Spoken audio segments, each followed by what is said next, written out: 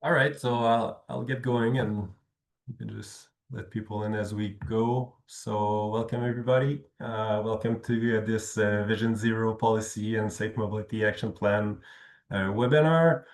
We can shorten that to Vision Zero Whitehorse also. My name is Pierre Bedard and I'm the transportation engineer at the City of Whitehorse. I'm joined by Monique McPherson and Brian Patterson from Urban Systems, which is the consultant helping us on this project.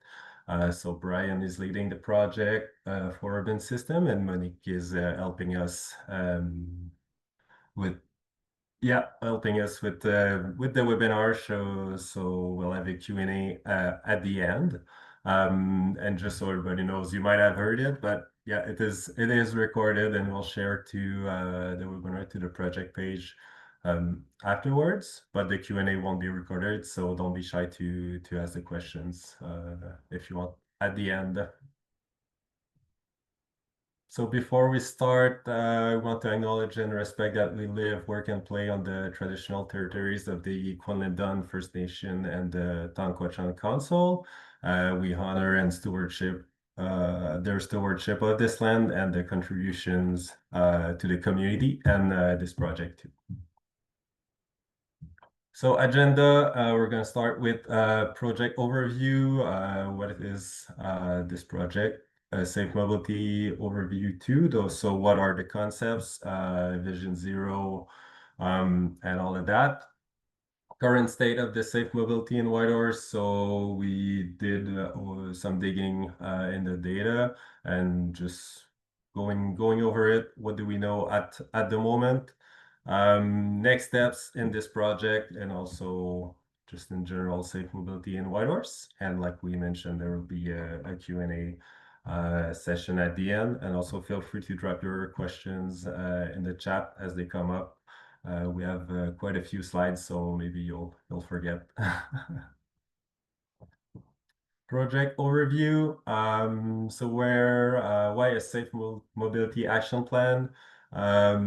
Do you know at the city we have a lot of policies and different plans? One that was adopted last year is the transportation master plan. So trying to cover all things related to transportation in one plan. There's five goals in the TMP. So there's accessibility and equity, sustainable mobility, prosperous community, affordability, and the last one is safety and security. Um, it's safety first, but just in my list, it's the last one. One of the target of the TMP is to have is Vision Zero, so to have no fatalities or serious injuries on the transportation network by 2040, with some interim targets by 2030. So by 2030, which is less than 5 years away, achieve a 25% reduction in serious injuries or death compared to the 2011 and 2021 average baseline data. So that's where we're comparing to. By 2040, a 50% reduction and 100% reduction by 2040, after 2040. We have different initiatives on the go right now, a traffic calming policy and a traffic calming program. We are rolling out speed limit reductions this summer, and something on the city is more on a collaboration mode. So it's led by YG on a political level, but they're updating the Motor Vehicle Act to the Traffic Safety Act, so with more emphasis on vulnerable road users. But there's a few things on the go. So like I mentioned in the engagement from the TMP, safe mobility is a key theme. Improving traffic safety is really important, and we heard concerns on speeding on urban streets, inadequate enforcement, near misses, red light running, school zone safety, and pedestrian crossing safety. That's since I started working in the city a year and a half ago, and that encompasses a lot of the requests we're receiving. So a few stats for you. So in the engagement from the TMP, almost 60% of respondents they scored the existing road network negatively in terms of traffic safety, compared to only 20% positively. 5% of the respondents indicated that they or their family members experienced one or more collisions resulting in serious injuries or fatalities in the 5 year before. And almost 57% of respondents indicated that they or their family experienced a significant near miss in the past 5 years too. So yeah, the pictures looks, yeah, kind of grim, would agree. Um, so a few principles to get the ball rolling here, but safe mobility is a public health issue, it's an equity issue, and it's an ethical imperative, and also something we can all agree on. Yeah, you can go on the next slide. Is every death and serious injury on our roads is unacceptable, and it can be prevented. So on this, I'll pass it to Brian for the evolution of the safe mobility. Perfect. Thanks, Pierre. So in the next few slides, I'll walk through a little bit about what we mean when we're talking about Vision Zero and safe mobility. And then we'll present some of what we've learned so far from some of the collision data that we've looked at. So in terms of the terminology we're using, this term safe mobility, what does that mean? And it is a bit of an evolution on how we're thinking about safety on our roads and as part of our transportation network. A more traditional view historically has been to think of safety in terms of road safety. And the picture on the left there really shows that there's no people or vehicles in that picture. It's really focused on the roadway infrastructure and really looking at all types of collisions. And that has evolved over time to the second term, traffic safety, where we started kind of thinking not only about the infrastructure, but people and vehicles using that infrastructure, but primarily focused on vehicles. And that's kind of evolved into transportation safety, which is really thinking about all road users, people walking and cycling, using micromobility devices and using transit. And finally, kind of the move from transportation safety to safe mobility is really going beyond just transportation and looking at how we can improve safety for everybody, all demographics, however you choose to travel, and whether it's on a road or a pathway or a trail. We're really looking at any way in which people travel through the community, how we can improve their safety. So the objective of this plan that we will be developing over the next few months is to really develop a safe mobility action plan to prevent transportation-related fatalities and injuries in the city of Whitehorse. That's really what we're aspiring to. And when we say Vision Zero, that's really looking at eliminating those fatalities and serious injuries. The plan is being developed based on a few pieces that we're looking at together. So we've been looking at best practices and research from across Canada and internationally. We've been combing through, as Pierre mentioned, collision data that we've been provided over the past 10 years. So that's given us a really strong understanding of kind of where and why and how collisions are happening. And also community input is a really important part of this. So we're really looking at pulling together best practices, data, and community input to develop a plan that's evidence-based, but that also reflects Whitehorse's local context. And with that, we'll be developing a plan that includes a vision for safe mobility and then goals that support that vision. We'll be looking to make sure we're capturing local trends and concerns, again, with a focus on data. And I see a question here about a perception of safety, and that's an important part of the data as well. We do want to look at perception. I'll talk about this a little bit later in the presentation, but we do have a survey that's open right now and a mapping tool. So that helps us to understand what some of those community perceptions of safety issues are as well. We're looking to apply best practices from elsewhere and then ultimately put that all together with a vision and goals and then develop actions for the city to consider that, again, eliminate fatalities and injuries both in the short term and long term. And then finally, recognizing we all have a role to play when it comes to safe mobility. It isn't up to individuals. It isn't up to just the city of Whitehorse. We need to build a shared culture of safe mobility, and that includes city staff across departments. It includes partners, it includes stakeholders, and it includes the public in working towards a positive change in safety culture.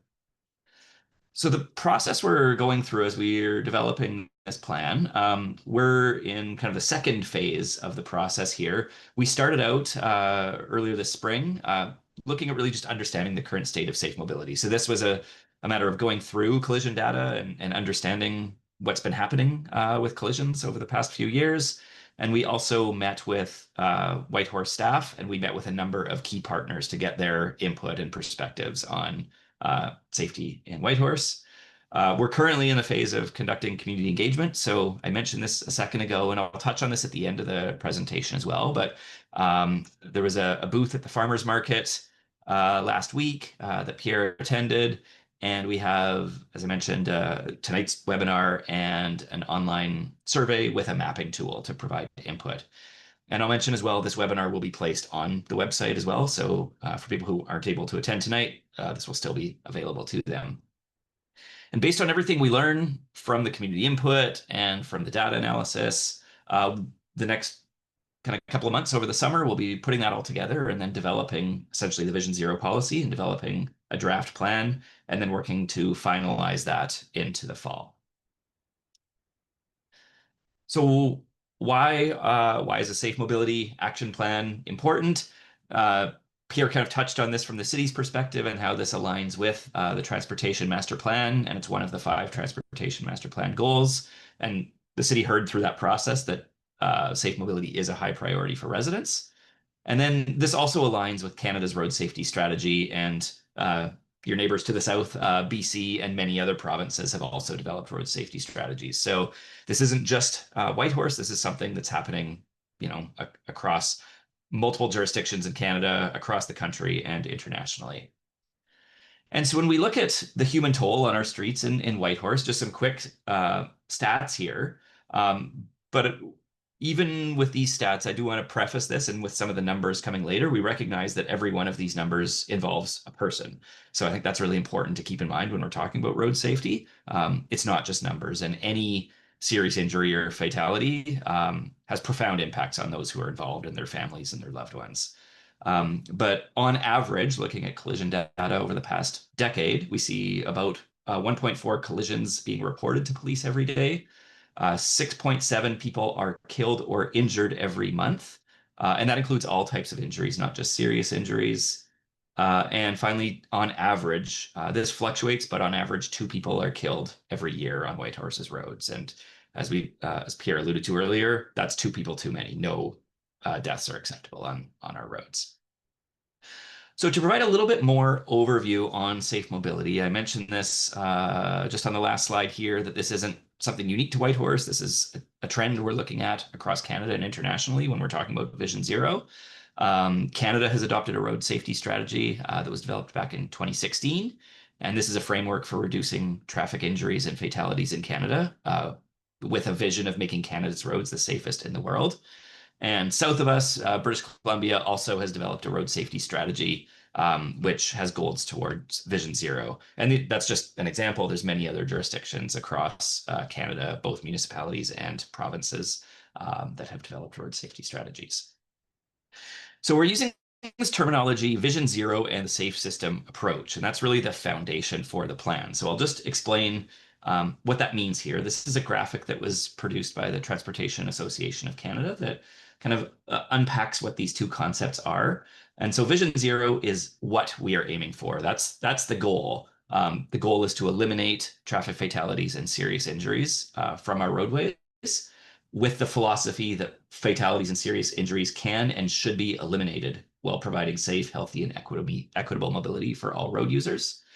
And to achieve Vision Zero, we follow the safe system approach. Safe system approach is how we get to Vision Zero.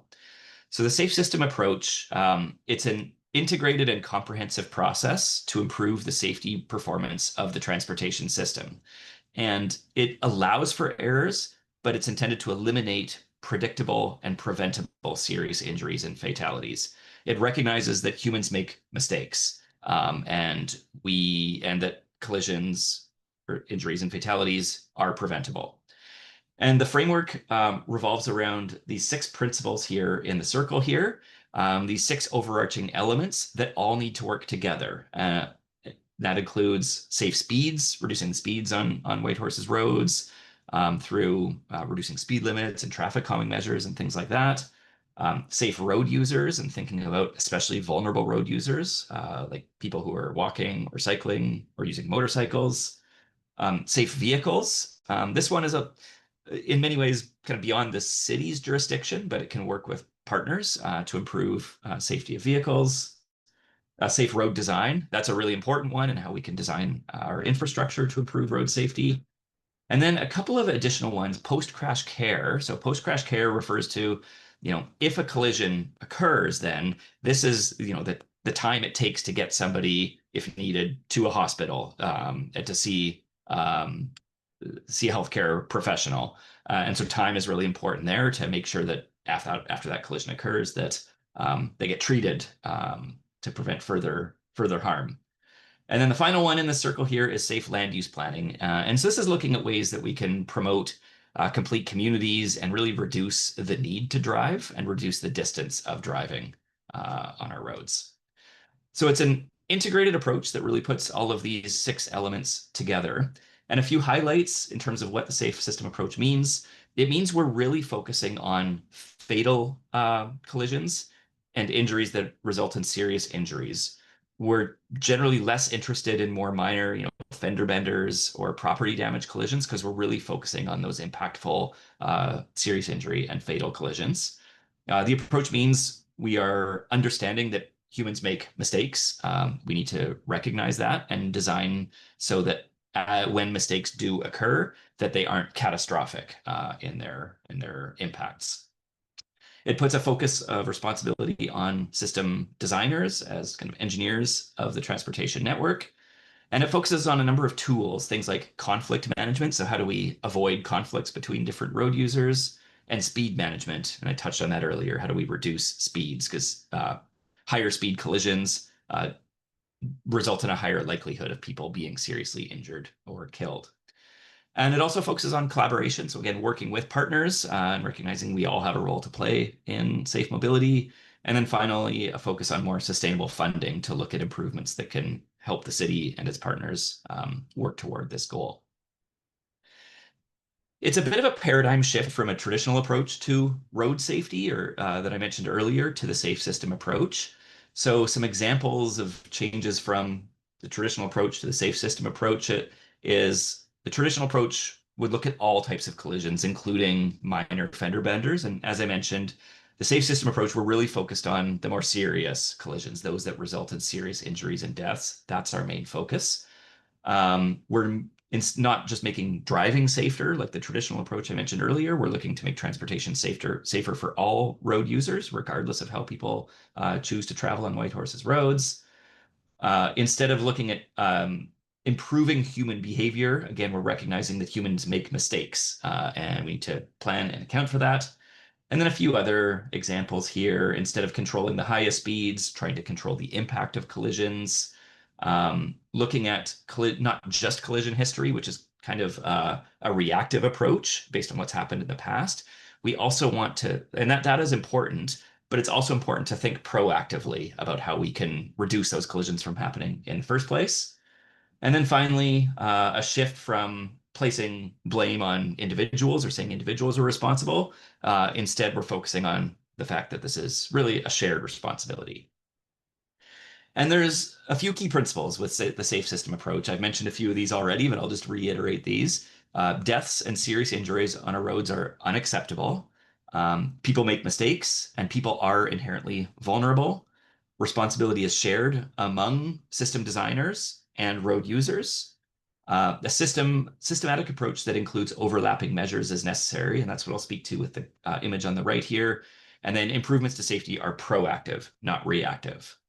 And so thinking of overlapping measures and these six elements of the safe system approach that can be thought of kind of through a model of a Swiss cheese model, it's called, where each of these six elements or layers contribute to a system where weaknesses in one part of the system can occur without resulting in a failure of the overall system. So we need all of these to work together. And with all of these six elements, that's what working together, that's how we can help prevent deaths and serious injuries from occurring when all of these layers work together.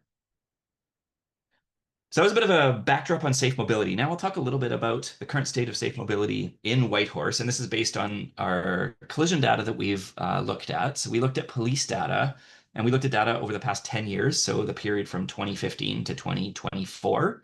And a couple of caveats on the analysis. This looked at all roads in Whitehorse, so that includes roads under the city's jurisdiction as well as roads under the Yukon government's jurisdiction. So just a caveat there that this looks at both. And some of those collision trends might be different on highways versus city roadways. And then we're really only focusing on injury and fatal collisions here. We haven't looked at property damage again. Based on the safe system approach, we're really interested mostly on injury and fatal collisions. And so as we look through this collision data, we're really looking at kind of the five key questions here to understand what has been happening over the past decade with kind of what, which is looking at overall collisions and overall collision trends over the past 10 years. Look at when collisions occur by month or day or time of day, why they're occurring, what are the types of collisions, what are the factors that are contributing to collisions, who is looking at who's involved or who are the victims of collisions, and where are collisions occurring. So I'll walk through some highlights of the data, thinking about each of these five questions. So the first question, what is happening? What are some of the broad collision trends? So when we look at all collisions that were reported to police between 2015 and 2024, there were about 5,100 total collisions, or about 515 reported collisions per year. And again, this includes all types of collisions. So to start with these statistics, this includes property damage collisions. But of that, about 15% of those 5,100 collisions result in fatalities or injuries. So that's about 80 fatal or injury collisions per year. So that's the number we're really focusing on, is those nearly 800 collisions over the past 10 years, or 79.4 collisions per year. One caveat I'll add to this data is this is only collisions that are reported to police. So this is the data that we have available, but it may not capture everything. If police didn't attend a collision, it may still have resulted in an injury. And there's also injuries that could occur, especially among people walking or cycling, that don't involve a motor vehicle. So these numbers don't necessarily capture everything that's happening. This is only what has been reported to police. So when we look at collision trends over time, the graph at the top is showing the overall number of collisions of all types, including property damage collisions. And we see that it's actually been relatively stable, kind of around 500 to 600 collisions per year over the past 10 years. It is lower in 2024. I suspect that we might not have had a complete data set for the full year of 2024. That might be the reason. But otherwise, pretty consistent year to year. But what we do see is when we look only at injury or fatal collisions, we do see there's a declining trend over the past 10 years, which is positive to see. And that's the blue lines here are the injury collisions, which have been declining. And fatal collisions, because generally there's a small number of fatal collisions, on average 2 a year, but the actual number of fatal collisions does fluctuate a fair amount from year to year. So when we look only at those injury or fatal collisions, over the past 10 years, there's been nearly 800 collisions resulting in fatalities or injuries that were reported to police. 3% of those resulted in fatalities, which is 20 fatal collisions over the past 10 years, or an average of 2 per year. And then 97% of those resulted in injuries. And this includes serious injuries and minor injuries. When we look at when collisions are occurring, we generally see the winter months. We have the highest proportion of collisions. October to January is about 40% of all injury and fatal collisions. And this is pretty typical in many communities. It's when, your days are very short. So a lot of conditions where you've got poor lighting, snow on the road and ice, and poor weather conditions. So pretty common to see that trend in winter communities to have higher collision rates the winter months.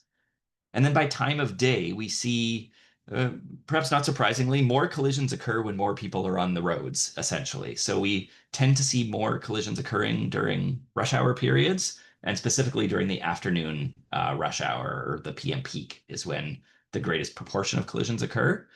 But interestingly, when we look just at fatalities, we actually see most of those are happening in the overnight period. So half of all of those 20 fatalities have taken place between 8 p.m. and 7 in the morning, which is an interesting trend to be alive to as we're developing the action plan. When we look at why collisions are occurring, or what are the most common collision types, there's a number of different collision types shown on the graph here, but the most common type of fatal or injury collision is rear end collisions, followed by left turns at intersections. And then we also see what are called off-road or fixed objects being common types of fatal collisions. These are more common on rural roads or highways, where you have a shoulder and perhaps a vehicle runs off road in that shoulder area and might run into uh, an object such as a lamp pole or a fence or something like that. So pretty common in a more higher speed and rural context, but those are also very severe collisions. And so that's a significant number of those fatal collision types. When we look at why collisions are occurring, we also look at what are some of the contributing factors to why those collisions are occurring. So the top four contributing factors are people who just aren't paying attention, inattentive driving or distracted driving. That could be things like, using a cell phone or eating or playing with the radio or things like that. The second is failing to yield the right of way to another user. Third is people who had been drinking. And then finally, speed being a factor. That was the fourth highest contributing factor. But again, when we look at kind of the more serious collisions and injury and fatal collisions, so 5% of all injury and fatal collisions involved a driver under the influence of alcohol. But when we look at fatal collisions, that's 20% of all fatal collisions involved somebody under the influence of alcohol. When we look at who is involved in collisions, a fairly even distribution of injury and fatal collisions by age groups. The highest proportion is kind of the 26 to 35 age group, but generally pretty evenly distributed. However, when we look at fatal collisions, we see that more than half of those collisions, 55%, involved a driver aged 26 to 45. And we see that males account for over half, 55% of all injury or fatal collisions and 80% of fatalities. So some demographic trends to pay attention to here as well. And then finally, looking at who is involved in collisions. And this slide here is looking at pedestrians who are involved in collisions with a vehicle. And so over the past 10 years, we found 60 pedestrians have been involved in injury or fatal collisions. So that's about 7.6% of all injury or fatal collisions. That has resulted in 3 pedestrian fatalities over the past 10 years, which is 15% of all fatal collisions in Whitehorse. And the graph on the right is showing kind of what is the collision type that occurred. And the most frequent, by far, occurrence when a pedestrian was struck by a vehicle was when they were crossing in a marked crosswalk without a traffic signal. And so some similar stats when we're looking at bicyclists, another vulnerable road user over the past 10 years, 23 people riding a bicycle have been involved in injury or fatal collisions. So that's about 3% of all injury or fatal collisions. One of those resulted in a fatality, and the most frequent occurrence of cycling injuries or fatalities when vehicles were turning right or a right hook across the cycling facility. And then finally, this is a map showing where collisions are occurring, a bit of a heat map. So the areas in red kind of show a higher density of collisions. So we can see the majority of collisions occurred downtown along 2nd Avenue and 4th Avenue, and then along some other major intersections along 2 Mile Hill, Mountain View Drive, Copper Road, Quartz Road, that whole corridor there. But we can also see, even though those are the hotspots, that really collisions are occurring throughout the city, many locations where collisions have occurred. So especially when we're looking at injury and fatal collisions, it doesn't always happen at one location. It's an issue that's spread across the city. So there was a lot of collision data, and I think I want to emphasize again, this is one piece that we're looking at. It's really important to look at what we can learn from that data, but that's only one piece of information. We're also looking at research and best practices and the evidence that we see from across Canada and other communities. And then we're also looking at again those perceptions of safety. And there was a question about that earlier in the session, and that's where your input is very important.